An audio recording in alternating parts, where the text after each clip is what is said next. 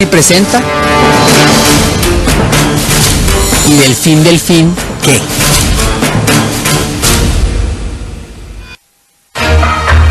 Toribío, Cauca, 9 de julio del 2011, 10:25 de la mañana.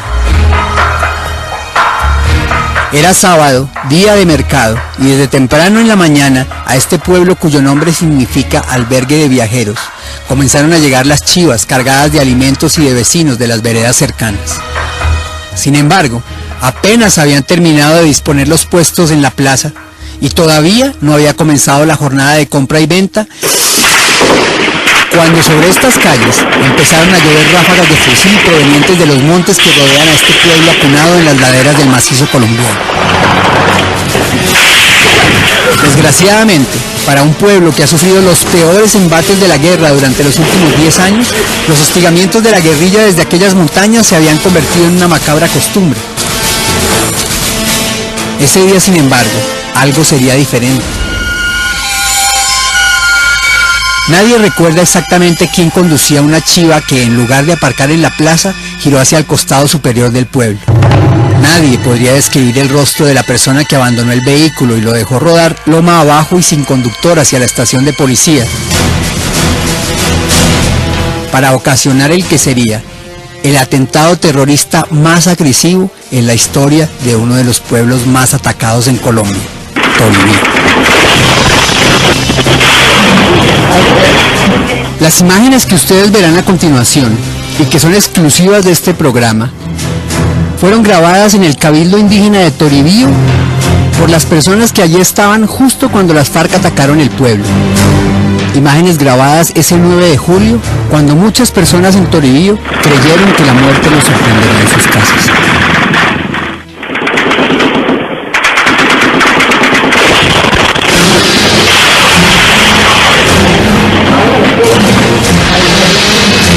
Mientras los habitantes salían de las casas escapando de las esquirlas y escombros que destrozaban sus tejados,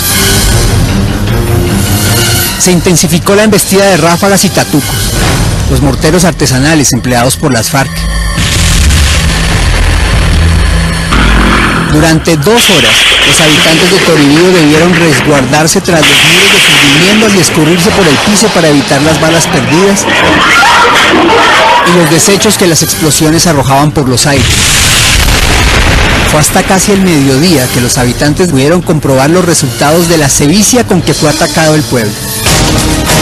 14 casas habían sido absolutamente destruidas, 38 quedaron inhabitables y más de 400 resultaron afectadas. Muchos temían recorrer las calles, convencidos de que Toribío se había convertido en el escenario de una masacre.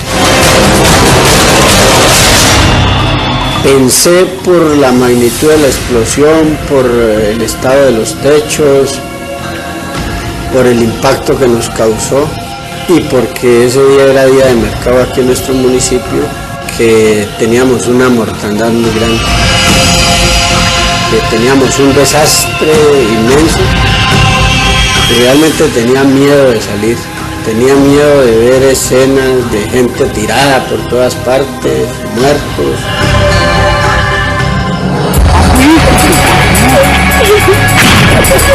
Sin embargo, por alguna casualidad que luego muchos le adjudicarían a la divina providencia, a San Juan Bautista, el patrono de la parroquia local, o alguna de las deidades milenarias de esta tierra indígena, el pueblo se había salvado de un baño de sangre porque la mayoría de las personas no estaban en la plaza, sino en la iglesia, celebrando una cadena de bautizos. Ese día, afortunadamente, en la iglesia estaban celebrando la Eucaristía y habían bautizos. Y entonces mucha gente estaba en la iglesia.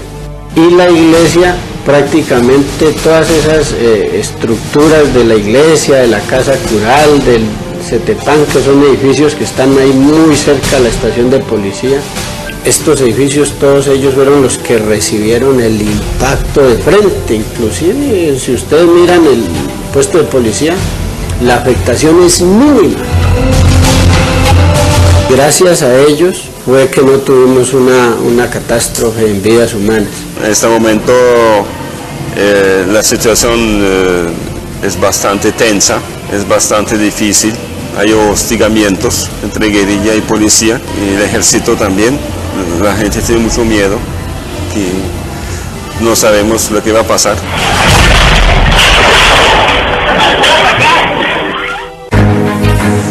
La bomba, las esquirlas y las ráfagas que la guerrilla hizo llover sobre el pueblo cobraron la vida de 4 personas. Luis Alberto Hernández, el sargento de la Policía Nacional que hacía guardia en la garita contra la que chocó la chiva bomba y cuyo cuerpo quedó prácticamente atomizado. El sargento llevaba 20 años de servicio y deja 4 hijos huérfanos. Adán Ul Rivera, un indígena de 81 años que fue trasladado herido a la unidad médica, luego dado de alta, pero que no resistió el impacto del ataque y que murió pocas horas más tarde. Jesús Muñoz, un comerciante de 63 años que preparaba su puesto de carnes en la plaza de mercado y que no volverá jamás a casa de su compañera. Y Diego Julián Penagos, un mecánico de 28 años que huía del tiroteo cuando lo alcanzó una bala perdida. María Lucrecia Yatacue, madre de su hija, tendrá que explicarle algún día a la pequeña Yerly Penagos las circunstancias en las que murió su padre.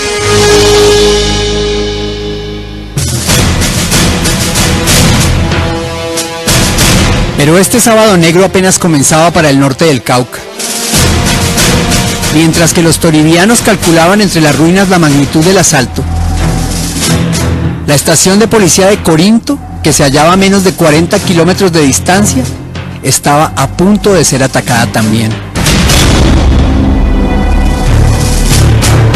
Sin embargo, gracias a los reflejos del teniente Richard Guzmán, quien había llegado tan solo 2 días antes a Corinto para comandar la estación de policía, se pudo evitar una tragedia de mayor magnitud.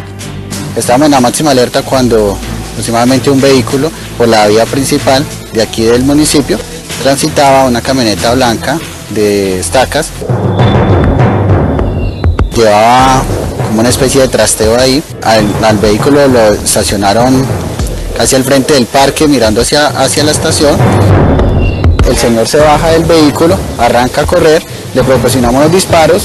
No pudimos seguir disparándole al señor porque había mucha población civil, de pronto salió una persona lesionada por parte de nosotros.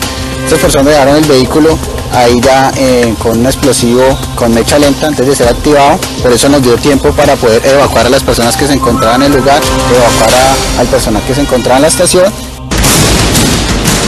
Los cilindros bomba que destruyeron la estación dejaron 3 agentes heridos, 200 viviendas afectadas y destruyeron la heladería que Luis Betancourt había abierto tan solo 2 meses atrás. En total fueron 5 los municipios que sufrieron ataques simultáneos de las FARC ese sábado.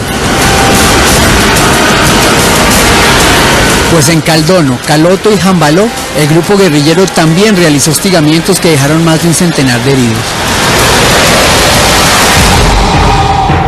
Hacía muchos años no se producía un ataque de esta magnitud en la zona. Y lo que muchos se preguntaban mientras observaban estas imágenes es: ¿se resquebrajó la seguridad democrática? ¿Estamos ante una nueva fase del conflicto armado en Colombia?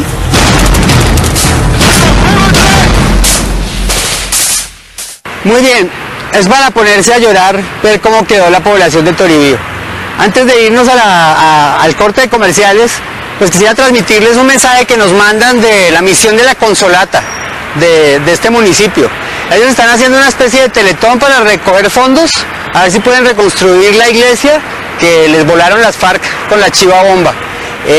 Si ustedes quieren colaborarles, esta es el número de cuenta y identidad bancaria en donde pueden hacer sus aportes, pues para ayudar a la reconstrucción de este templo en Toribío. Vamos a un corte de comerciales y ya regresamos con el último bloque de este programa. El nuevo shampoo. El bloque de este capítulo. Pocos en este país discutirían que Álvaro Uribe Vélez llegó a la presidencia impulsado por el temor y el hastío que Colombia sentía hacia unas FARC que luego de un proceso de paz protagonizado por las frustraciones, el cinismo y los engaños, parecían más dispuestas a exacerbar la guerra que a deponer las armas. La promesa de Uribe era la seguridad democrática. carreteras transitables, cascos urbanos, que no estuvieran rodeados por frentes guerrilleros y en última instancia, el fin mismo de las FARC como grupo armado. Solo terminar esta lucha cuando se dé una de dos condiciones, o cuando hayamos derrotado el terrorismo, o cuando el Creador ponga fin a mi existencia. La política de seguridad democrática tuvo un gran logro y se vio representado rápidamente entre 2003 y 2005, que fue que concentró y logró aislar a las guerrillas, tanto FARC como ELN, de los grandes centros de producción y comercialización legales del país. En el 2002, 7 estructuras de las FARC rodeaban Bogotá, estaban en Cundinamarca. Hoy en día no hay ninguna, en Boyacá habían 3, hoy en día queda una. Es decir, que la política de seguridad democrática logró aislar esos grandes centros de producción y comercialización. Quizás fue en el 2008 que Colombia sintió más cerca el fin de las FARC. El año comenzó con una manifestación de rechazo a la organización guerrillera en la que participaron millones de colombianos en todo el mundo. Luego, moriría Raúl Reyes en un bombardeo que el gobierno colombiano realizó en Ecuador. Un lugarteniente de las FARC asesinó a Iván Ríos para obtener una recompensa, historia que recordamos por la dantesca prueba que Rojas entregó a las autoridades. En mayo recibiríamos la noticia de que había muerto Manuel Marulanda Vélez. Y en julio se produjo la liberación de los secuestrados más importantes que estaban en manos de las FARC. El Estado colombiano jamás había logrado dar golpes tan certeros contra los altos mandos de esta guerrilla. Fueron precisamente estos golpes los que catapultaron a Juan Manuel Santos a la presidencia. El exministro de Defensa del gobierno de Álvaro Uribe ganó las elecciones con la votación más alta en la historia del país. En buena parte, por ese temor que su misma campaña promovió al riesgo de que las FARC volvieran a fortalecerse. Pocos días después de la posesión de Santos, el sanguinario Mono Jojoy, quizás el miembro del secretariado más aguerrido, murió durante un bombardeo a la Sierra de la Macarena. La muerte en combate de alias el Mono Jojoy. Ese día el presidente Santos proclamó a los 4 vientos el comienzo del fin de las FARC. Por enésima vez. Esta operación contra el Mono Jojoy sí es un punto de inflexión, donde creo que con un buen margen de confianza podemos decir que es el principio del fin de las FARC. Sin embargo, desde hace poco menos de un año se dejaron de producir golpes así de espectaculares a los cabecillas de la organización guerrillera. Se han intensificado los hostigamientos y ataques de las FARC a la fuerza pública y a la población civil. Y según la Fundación País Libre, los secuestros están en aumento. Irónicamente, quizás los más duros críticos de la política de seguridad son precisamente las personas más cercanas al expresidente Álvaro Uribe, como Fernando Alameda, el director de la Fundación Colombia Primero, que es presidida por José Obdulio Gaviria. Creo que hay una manifestación ya reiterada de parte de la población, de los gremios, de muchos alcaldes, de gobernadores, de la población en general, de que la situación de seguridad se ha venido perdiendo, se ha demeritado. Según el núcleo más próximo al expresidente Álvaro Uribe, el actual problema de seguridad se debe a que Juan Manuel Santos no cumplió con su promesa de campaña. Para decirlo en otras palabras, Santos ganó las últimas elecciones en buena parte porque prometió que velaría por el huevito de la seguridad democrática y una vez obtuvo la presidencia se distrajo con otros temas y lo descuidó. Y la política que está aplicando el gobierno del presidente Santos es la política que se fue derrotada en el 2002, que fue derrotada en el 2010 con la campaña con 9 millones de votos, pero que él, a pesar de que fue derrotado y lo eligieron con 9 millones de votos, con una posición muy clara de defensa de una política que llama seguridad democrática, él no la está aplicando. En cierta forma se podría decir claramente, está traicionando el mandato de los 9 millones de colombianos que le entregaron a él. Él se subió con una propuesta y aplicó otra propuesta. Eso dicen los que rodean a Uribe. Curiosamente, este mismo núcleo que critica a Santos se cuida de no salpicar al ministro de Defensa Rodrigo Rivera, el funcionario encargado de aplicar la política de seguridad nacional. Definitivamente